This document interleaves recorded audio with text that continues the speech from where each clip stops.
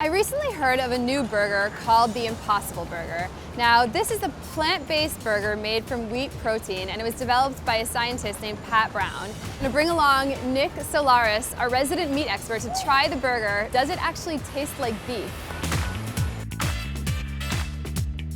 As far as the environmental impact of your burger versus a traditional cow burger, tell me a little bit about that. So you can think of it this way, like if you choose a quarter-pound burger made by Impossible instead of the same burger made from a cow, you reduce your greenhouse gas footprint by the equivalent of driving 18 less miles in a typical American car. And we use a protein from wheat, a protein from potato, coconut oil, and then we have a heme protein. So it's what gives the meat its uniquely meaty taste and its red color, turn what would otherwise be sort of a mildly savory taste into the unmistakable, craveable, meaty taste. When you bite your tongue and taste the blood, what you're tasting is essentially the heme. And we really want to give consumers a choice that's uncompromising in terms of the pleasure of eating, the nutrition, affordability, but more importantly, its meaty, bloody taste. Cool, well thank you so much. This is really wonderful, and I'm so excited to try the burger now.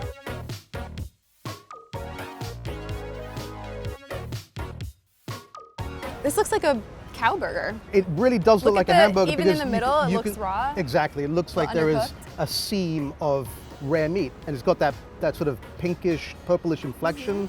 And there's it looks like it's nicely seared, right? So there's definitely a Maillard reaction having occurred on that, right? They've caramelized the outside.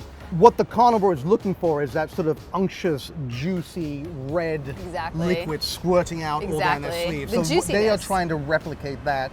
The visual observation does indeed very evocative of a hamburger. 100%. Let's try the squeeze test, because that is the failure of every non-beef burger.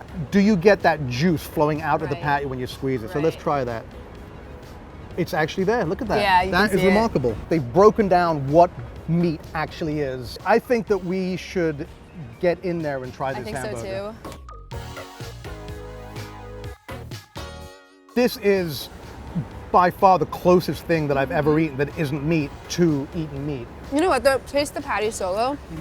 It has a distinctly meaty quality to it. I mean, I'm not fooled into thinking I'm eating meat here, but it's far better than most hamburgers that are sold in these national fast food chains. I think it's good. Yeah.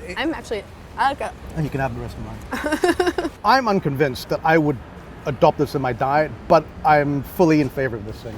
Because also it means there'll be more hamburgers for me to eat. Of course you would. Thanks for watching this episode of Consumed. For more burger content, click here.